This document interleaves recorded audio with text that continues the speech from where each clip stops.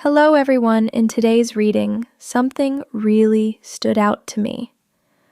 I had a dream about the Ace of Pentacles, and honestly, that kind of energy doesn't just show up randomly.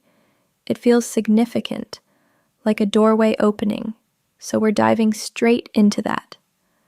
There's a very strong sense right now that something is shifting in your material world, your finances, your career, your sense of stability. But it's not just about money or work on the surface. It goes deeper than that. It feels like alignment, like you're being pulled towards something that actually reflects who you are at your core. For some of you, this might be the first time you're truly allowing yourself to choose what feels right for you, not what looks good on paper, not what makes other people comfortable, not what you were taught you should want, but what genuinely resonates with your soul. There's a quiet but powerful reclaiming of self happening here. It feels like you've stepped into your power in a way you maybe haven't before. Like you're waking up and realizing, wait, this is my life. And with that realization comes a shift in perspective. You're no longer willing to live based on other people's expectations, whether that's family, society, cultural pressure, or even the voices that have lived in your own mind for years. Those projections, they're losing their grip on you. You're beginning to understand that your path doesn't have to make sense to anyone else, and more importantly, it doesn't need their approval. There's a determination building within you, a quiet decision that says, I'm going to do whatever it takes to build the life I want, but I'm going to do it my way. And your way? It feels different, unique, unconventional even. This isn't about following a path that's already been laid out. This is about creating one, carving something out that didn't exist before, at least not in the way you envision it. Your version of success might not look like anyone else's, and that's actually your strength. But with all of that being said, there's also this layer of uncertainty that can't be ignored. It's like you can feel something shifting beneath the surface, something approaching. There's movement happening in the energetic realm, but it hasn't fully taken form yet in the physical world, and that can feel unsettling. It's almost like standing at the edge of something new, sensing that change is coming, but not being able to clearly see what it is or where it's going to lead you. That in-between space can feel confusing, even frustrating. You might find yourself asking questions like, what's next? Am I on the right path? Why can I feel something coming, but I can't quite grasp it? And if that's where you are right now, you're not alone in that feeling. There's this recurring message coming through, almost like a gentle but firm reminder. Clarity is not fully available yet. Not because you're doing anything wrong, but because some things are still unfolding behind the scenes. This phase you're in feels like preparation. You're being shaped, aligned, and positioned for something. But the full picture isn't meant to be revealed all at once. It's almost like it's being protected for now, held back until the right moment. And I know, patience isn't always the easiest thing to sit with, especially when you feel ready, especially when you want to move forward. But the energy here is very clear. Hold on. Hold on to your faith, even when you don't have all the answers. Hold on to your vision, even if it's still a little blurry. Hold on to yourself, especially in moments where doubt tries to creep in. Because something real is taking root here. The Ace of Pentacles isn't just about opportunity, it's about potential. It's the seed of something that can grow into long-term stability, abundance, and fulfillment. But like any seed, it needs time. It needs trust. It needs space to develop before it fully breaks through the surface. So if things feel slow or unclear or just out of reach right now, don't mistake that for stagnation. There is movement. There is progress. It's just happening in ways you might not be able to fully see yet. Don't let doubt or worry take control of your mind right now. Not because those feelings don't make sense, but because they're not the full truth of what's happening inside you. I know it can feel overwhelming when those thoughts creep in, especially when you're standing on the edge of something new, something meaningful, something that could genuinely change your life. That in-between space is often the hardest place to be. You're no longer who you were, but you're not fully where you're going yet. And in that gap, the mind tends to get loud. But here's what's important to understand. That loudness is not a warning that you should stop. It's often a sign that you're stretching beyond your comfort zone. The closer you get to growth, the more your old patterns try to pull you back into what feels familiar. Familiar doesn't always mean safe. It just means known. And the mind often confuses the two. So when fear shows up, it's not proof that you're failing. It's proof that you're moving. Those thoughts, those habits, those moments where you question yourself, they're not here to define you. They're here to be observed, to be recognized for what they are. Temporary mental reactions, not permanent truths. You don't need to argue with them, and you don't need to obey them. You can simply notice them and let them pass through, like weather in the sky. You are not the storm, you are the sky holding it. This is what transformation actually looks like. Not clean, not perfect, not linear.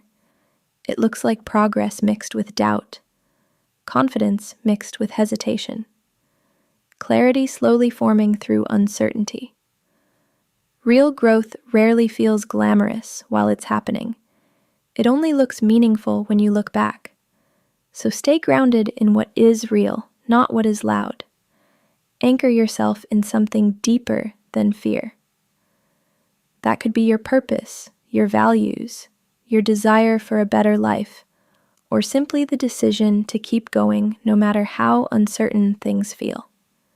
Because the truth is, you are often closer than your mind makes you believe. The mind exaggerates distance when it feels impatient.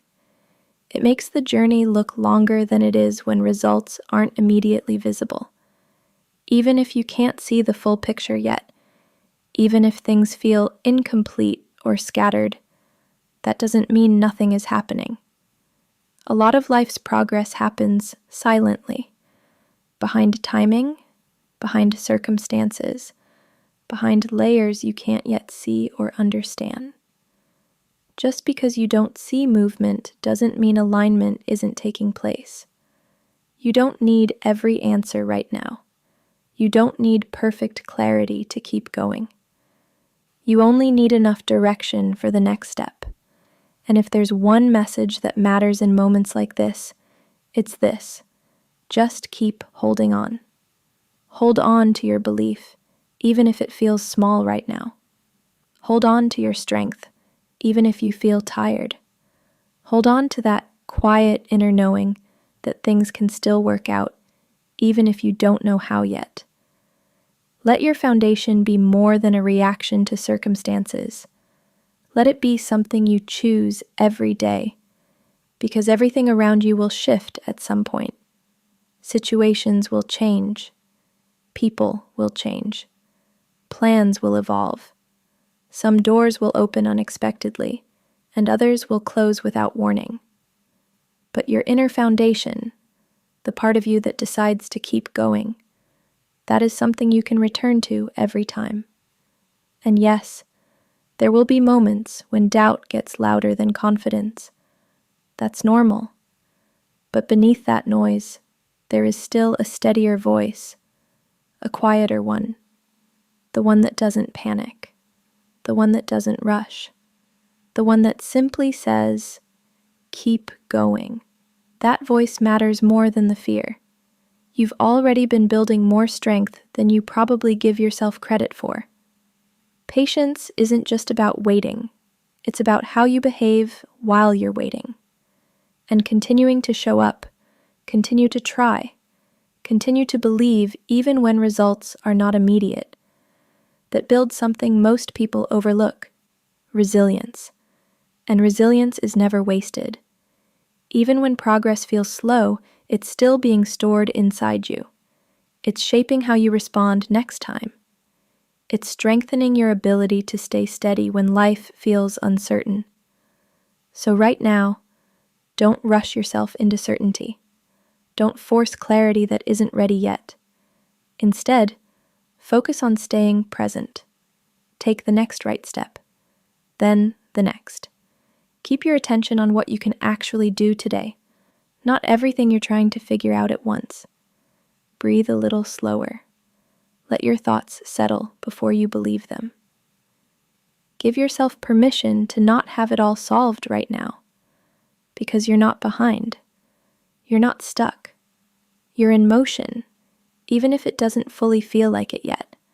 And as long as you keep going, even gently, even imperfectly, you're still moving forward. But even now, the message hasn't changed. Keep holding on, because something is quietly opening up for you, whether you fully recognize it yet or not. Life rarely announces its turning points with clarity. More often, it whispers. You might already feel it in fragments, a subtle restlessness, a sense that the old ways of thinking don't quite fit anymore, or an unexplained pull toward something more. Not necessarily more in the material sense, but more aligned, more honest, more you. Maybe it shows up as a desire to travel, to change your environment, to meet new people, or to step outside the routines that have defined your days for too long. Or maybe it's internal, an urge to outgrow limiting beliefs, to heal patterns you've carried for years, to finally question what you've accepted without reflection. Either way, it's not random. That feeling of expansion is often what growth feels like before it becomes visible. And here's the part that matters. You're not meant to remain in the same version of yourself forever. Not physically, not mentally, not emotionally. You are allowed, no, you are meant to evolve. But evolution rarely feels comfortable while it's happening. Growth has a strange duality. On one hand, it's exciting, alive, full of possibility. On the other hand, it destabilizes everything familiar. It asks you to loosen your grip on identities, habits, and certainties that once made you feel safe. That tension between comfort and becoming is exactly where transformation lives. So if things feel uncertain right now, that doesn't mean something is wrong. It often means something is shifting into place. And yes, that can feel scary. It can feel like losing control, like standing in between versions of yourself without fully belonging to either one yet. But you are not lost. You are in transition. There's a difference. Try not to rush this stage just because it feels uncomfortable. It's tempting to demand immediate clarity, to force answers, to speed run your way into certainty. But clarity doesn't usually arrive under pressure. It tends to emerge slowly after you've allowed yourself to move forward without having everything figured out. You don't need the entire map right now. You just need the next step. And even that step doesn't have to be perfect. It just has to be honest. As things begin to unfold, and they will, be gentle with yourself in the process. There will be moments where you feel inspired and aligned, and moments where you doubt everything. That fluctuation isn't failure. It's part of integration. It's your mind adjusting to new levels of awareness and possibility. One of the hardest habits to break is the belief that you must be ready before you begin. In reality, readiness is something that develops through action, not before it. You learn by moving. You understand by experiencing. You grow by participating in life, not by waiting outside of it until everything feels safe. So don't abandon yourself in overthinking. Don't drain your energy trying to predict every outcome or control every variable. Life simply doesn't respond to that level of control anyway. It responds to presence, to honesty, to willingness. And presence is deceptively simple, but not easy. It asks you to return, again and again, to what is actually happening right now instead of what your mind is projecting into the future. It asks you to notice when you've left the moment and gently come back without judgment. Not once, but repeatedly. Sometimes dozens of times in a single day. Even that struggle is part of the practice. Even the awareness that you've drifted is progress. And if you're being honest, you already know this cycle. Some days you feel grounded, clear, even peaceful. Other days, your thoughts run ahead of you, building stories that may never happen, revisiting things you cannot change. That doesn't make you inconsistent, it makes you human. This is why self-compassion is not optional on this path. It's essential. Because you will not think your way into a completely calm mind. You will not eliminate doubt forever. You will, however, learn how to relate to your inner world differently, more gently, more patiently, with less urgency to fix every feeling and more willingness to understand it. And slowly, something shifts. You stop seeing uncertainty as a threat and start seeing it as space. Space for new choices, new directions, new versions of yourself that you haven't met yet. That's normal. And right now, there's this sense that things are starting to flow for you. Maybe not perfectly, maybe not all at once, but there's movement. There's clarity coming through in a way that doesn't require force or overthinking. It's more intuitive, more aligned. The Emperor, the Two of Cups, and the King of Swords. What is this trying to say? Take a breath and sit with it for a moment, because this isn't just about love on the surface. It is love, yes, but it's also about power, truth, and the way your heart is learning to exist in a world that hasn't always handled it gently. When you look at the Two of Cups, it speaks of deep emotional connection, soul-level union, the kind where two people truly see each other. And with the Emperor Radom, their structure, protection, stability. This isn't fleeting romance. This is something that wants to be real, grounded, lasting. Then comes the King of Swords. Clear thinking, discernment, boundaries. Truth without illusion. Put together, these energies are telling a story. Your heart wants deep love, but your mind has learned to be careful, and your spirit is trying to find balance between the two. Because yes, this feels like love, but not just romantic love. This feels like your entire relationship with love itself is transforming. There's a strong sense that you are in a healing phase right now. Not the soft, pretty kind, but the kind where old wounds come up, where you question things, where you feel torn between staying open and protecting yourself. Almost like part of you still believes in unconditional love, while another part whispers, "Be careful, don't get hurt again." And that inner tension, it makes sense. You come across as someone who loves deeply, naturally, instinctively. You don't love halfway. You don't love with conditions. There's something very pure about the way your heart works, almost like you were designed to give love in a way that uplifts others. But that kind of heart often gets tested. It feels like you've been through experiences that made you question your own openness. Moments where you gave more than you received. Times where your vulnerability wasn't met with the same depth. And over time, something started to shift, like a quiet pressure building around your heart, urging you to close off, to protect, to harden just enough so you don't feel that pain again. And here's where it goes deeper. This doesn't feel like it started with you. There's a sense of inherited patterns, emotional wounds, or beliefs about love that may have been passed down through your family line. Maybe love wasn't always safe or consistent or expressed in healthy ways in the generations before you. And now, you're standing at a point where you're not just feeling your own pain, you're carrying echoes of something older. That's why the pressure feels so strong sometimes. It's not just about one heartbreak or one situation. It's layered. There may even be moments where you feel yourself becoming more distant than you want to be, more guarded, more logical than emotional.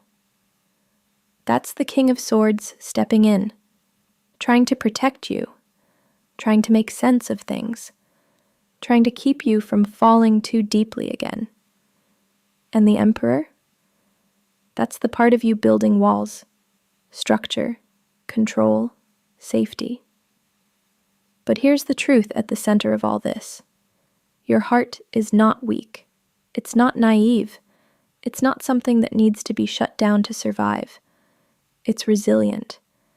Despite everything, despite the pain, the confusion, the pressure to become colder, your heart hasn't given up. It still wants connection. It still believes in something real. And that's not a flaw. That's your strength. What this energy is really asking of you is not to choose between being open or being protected, but to learn how to be both, to love without losing yourself, to feel deeply without abandoning your boundaries, to stay soft, but not unguarded. You're not meant to become cold. You're meant to become wise in love. And that's a completely different thing. There is also a quiet message here about alignment. When your heart, Queen/King of Cups energy, your mind, King of Swords, and your sense of stability, Emperor, come into balance, that's when the kind of love you're seeking actually becomes possible. Not rushed, not forced, not one-sided, mutual, grounded, honest.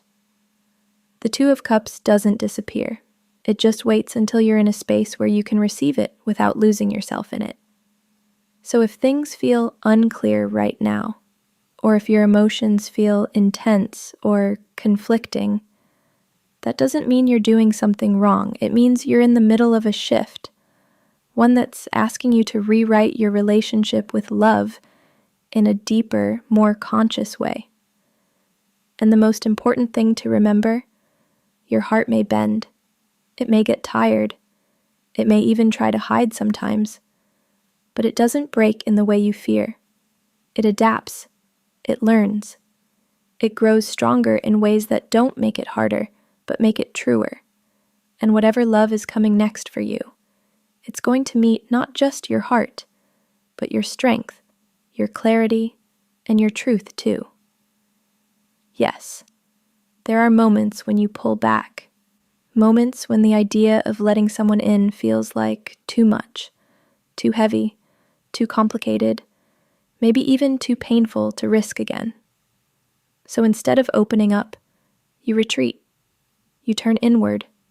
You focus on yourself, your space, your peace, and you convince yourself that it's safer that way. And in many ways, it is. Because when you've experienced heartbreak, betrayal, or emotional exhaustion, your mind and heart naturally try to protect you.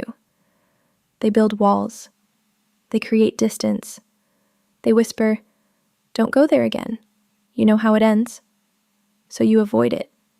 You push love aside. You run from the very feelings you once embraced so freely. But no matter how much distance you create, there's a truth you can't escape. You're still human. And being human means you're wired for connection. It means, deep down, you still long to be seen, understood, and loved in a real, meaningful way. You still crave that kind of connection, the kind that feels safe, genuine, and effortless. And sometimes it almost feels like there's an invisible force working against that softness in you. Like something is quietly waiting for you to give up on love entirely.